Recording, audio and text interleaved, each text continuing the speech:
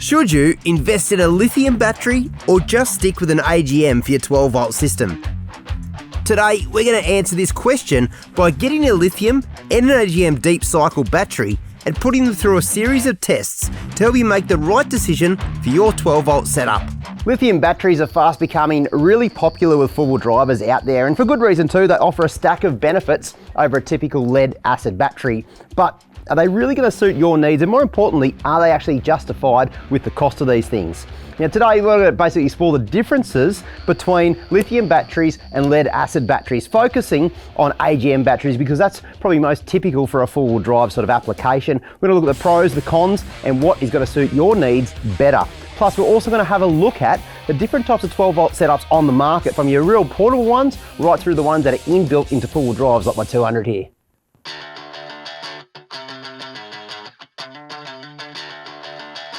AGM batteries like this one right here are still widely used, and are widely used for good reason too. They're proven to work, reliable, well priced, and you can get them in a range of different shapes and sizes to suit your application. They're also sealed, so you can mount them inside a vehicle and on their side quite safely. There's also a fair few cons when it comes to AGM batteries, and the first being weight.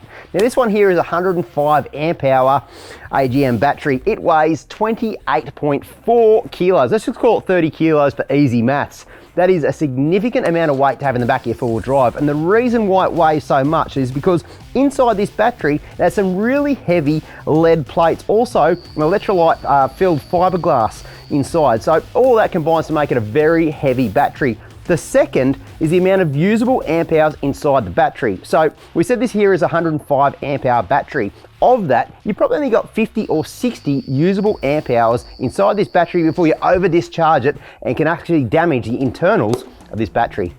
If you've ever wondered why accessories like your fridge will turn off when your battery's low, it's because it can damage the battery trying to get power from it when it's been drained too much. A fully charged battery puts out around 12.8 to 13 volts. Here's a really simple and rough guide. Once it reads about 12 volts, your battery is probably about 50% discharged. Meaning, if it's a regular deep cycle, it'll need charging as soon as possible before risking damage. Once it's reading around 10 to 10.5 volts, your battery is dead flat, and while it'll charge up, it'll never be as good as it was new again. It's the last thing you want when you're out in the middle of nowhere, you pull up to camp and find your fridge is shut off and your food is spoiled. The reason why it's not good to discharge your AGM battery by more than 50% is because, in essence, every time you're discharging your AGM battery, you shorten its lifespan. So the more times that you discharge your battery, and by the amount that you discharge it, is going to significantly reduce the amount of life of your AGM battery. Righto, here's a little analogy that might help explain the properties of AGM batteries a little bit better. Now you've got this step right here. Now I could jump up and down from that step about 1,000 times before I get tired. Now it's the same with discharging a battery just a little bit. So you discharge a little bit, the life of that battery is gonna, stay intact for quite some time. Now you take a bigger step. Now, yep, I can get up here pretty easy, but trust me, I've probably got about half the amount of steps in here before I get absolutely buggered. And the same goes with an AGM battery. You discharge your battery that much more, and of course you're gonna get a shorter life out of it. Now take a bigger step, climbing onto the roof of my vehicle. Well, trust me when I say this, I'm not gonna be able to do that many times before I'm absolutely buggered. If you discharge your AGM battery by huge amounts, well, the lifespan is gonna be way shorter. Oh, tell you what, these things don't get any lighter. Now, if you're looking about the lifespan of an AGM battery, according to the specifications by the manufacturer, well, you get about 300 complete discharges out of this battery before the life of the battery is done. Now, if you say only discharge by 50%, well, you're going to get about 900 cycles out of the same battery. So there's nothing wrong with an AGM battery. I've used one for years, and in my experience, I get about 3 years worth of life out of one of these, assuming that I look after it and I don't discharge it all the way. So if you've got an AGM battery, the best way to preserve the amount of life you're going to get out of this sort of battery is to only basically use a small amount of charge before you reapply that charge and keep it topped up. Scientifically, here's what's happening inside your battery every time you discharge it and recharge it. The deeper you discharge your battery, the more sulfates form, which essentially prevents the chemical process a battery needs to do a full recharge. The more sulfates on the plates, the more voltage is required to remove them. Failing to recharge the battery immediately means the sulfates will harden into crystals, permanently damaging the battery, insulating the plates and thus reducing the battery's ability to react efficiently. Here are 3 tips to help you get a longer life out of your AGM battery. A hard-mounted solar panel is a great idea because it'll constantly be topping up that battery, so it'll rarely discharge to damaging levels. Have a good quality DCDC charger that has several charging phases that are made for AGM batteries. These chargers know exactly how much voltage and amps to put in and when, which will stop sulfate buildup and extend the life of your battery. Fit a voltmeter of any kind to your 12-volt system so you can properly monitor the discharge of your battery. Start thinking about how you'll charge it up when it gets to roughly 12.2 to 12.3 volts so you can ensure that it never drops into the 11s.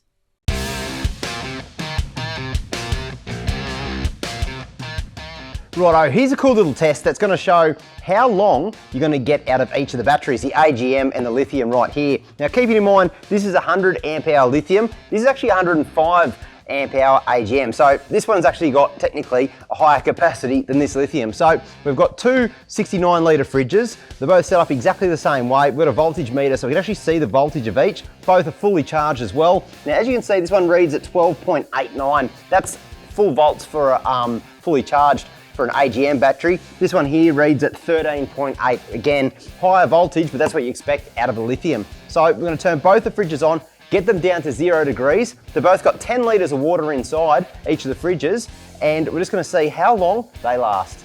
With an AGM, you can only discharge it to 50% before you can risk reducing the life of your batteries, which means even though they're the same size, you get much more usable power out of a lithium.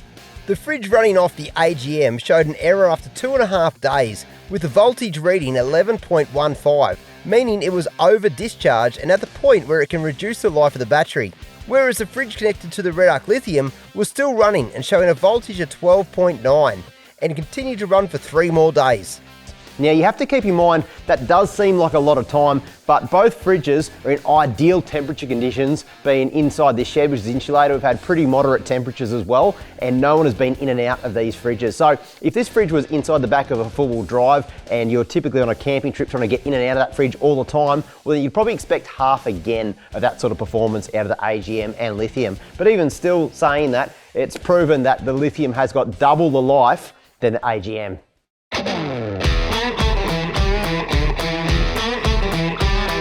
Now when it comes to lithium batteries, of course, there's pros and cons as well. Now the pros are the negatives of the AGM batteries, i.e. weight and depth of discharge.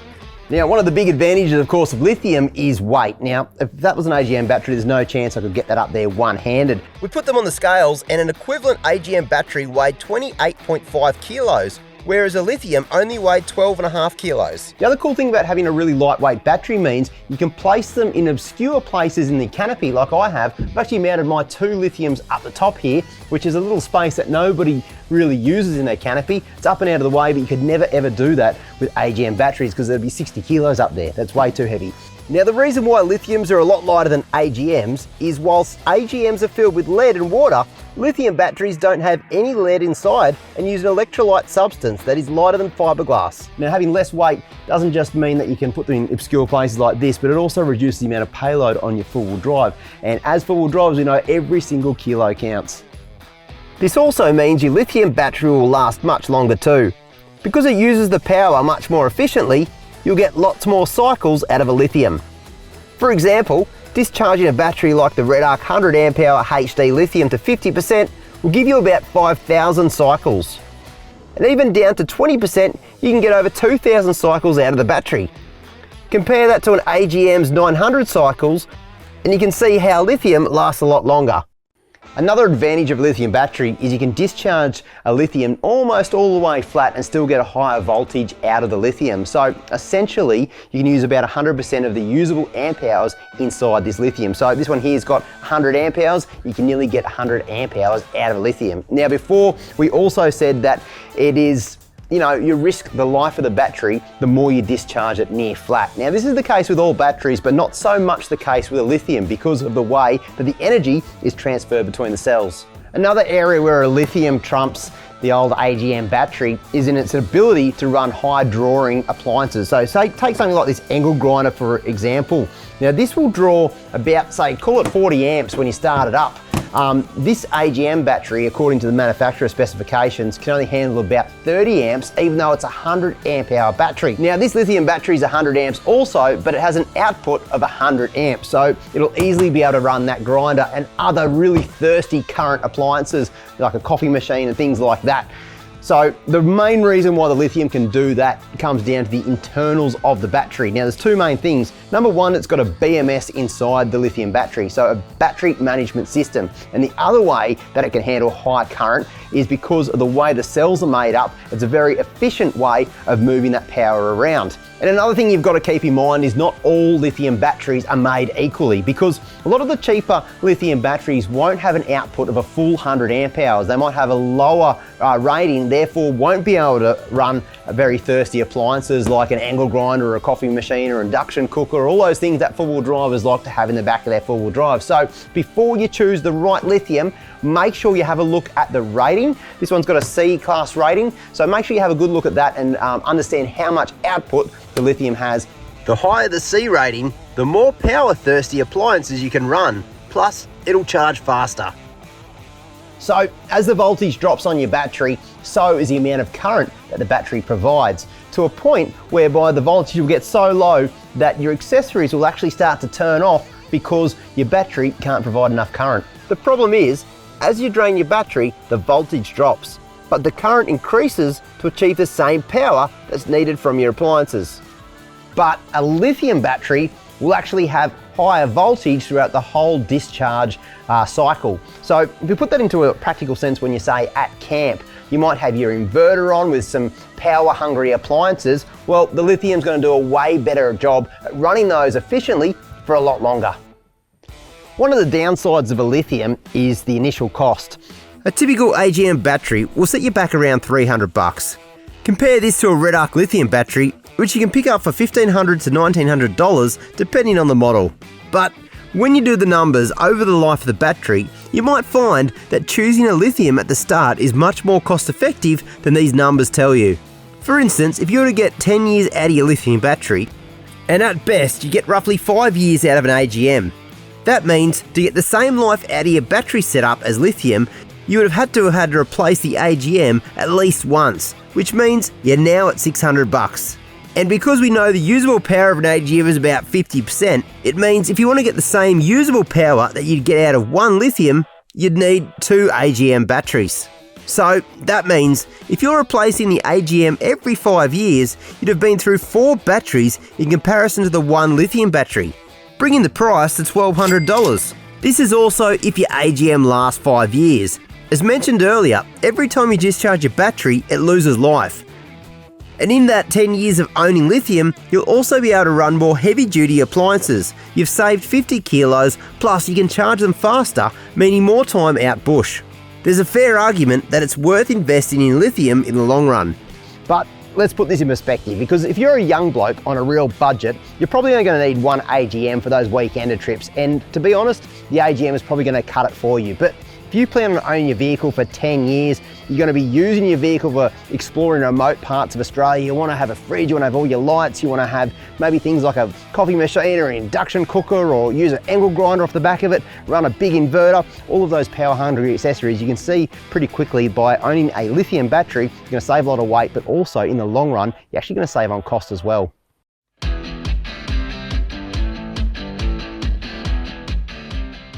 So far, we've established that except for cost, a lithium is a much better battery than an AGM on just about every single point.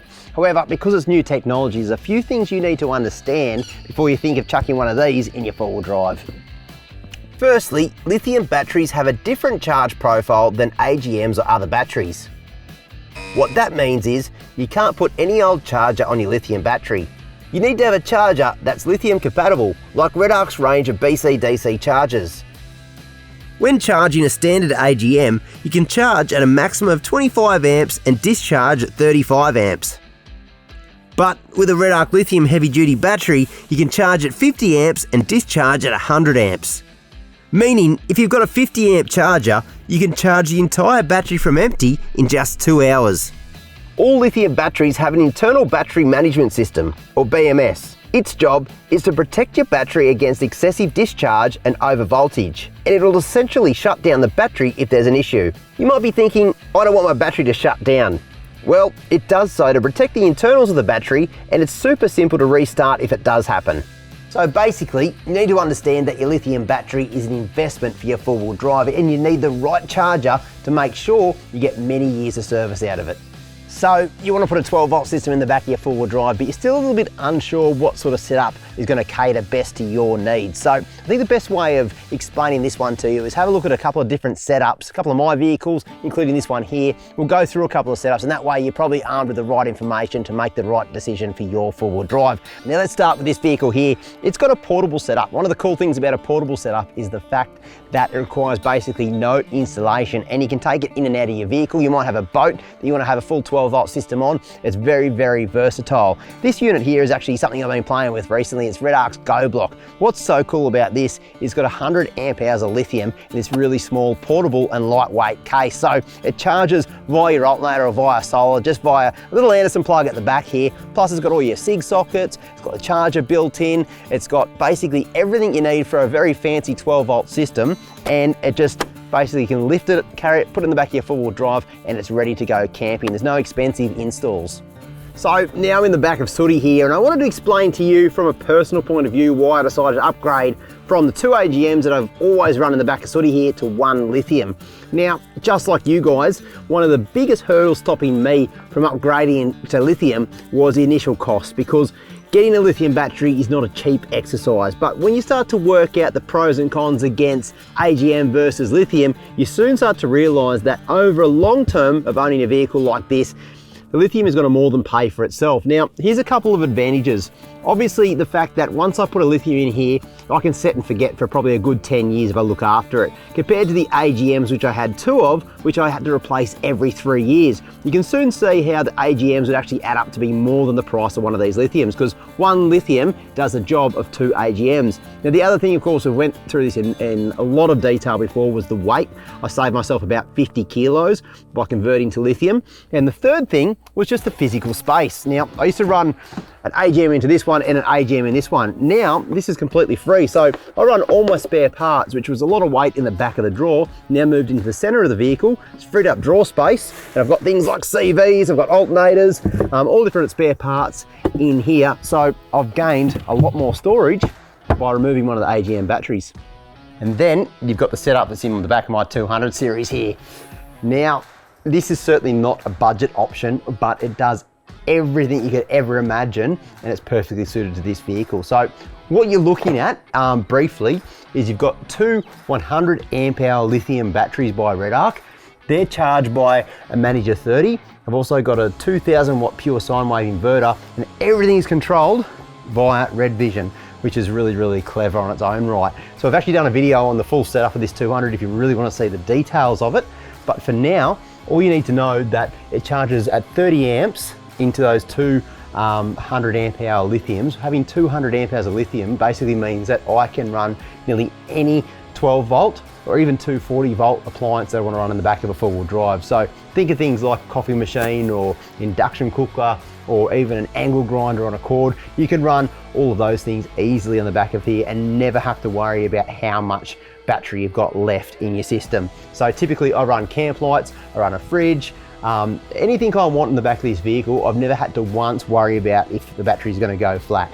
So that's very, very impressive. Now, like I said, it's not a budget setup, but if you're very serious about your touring, you want a system that you can take the luxuries from home with you wherever you go and be off the grid for months at a time, this is a setup for you. There you go. There's a good look at my dream 12 volt setup in the big 200 here. But I want to put the question back to you guys.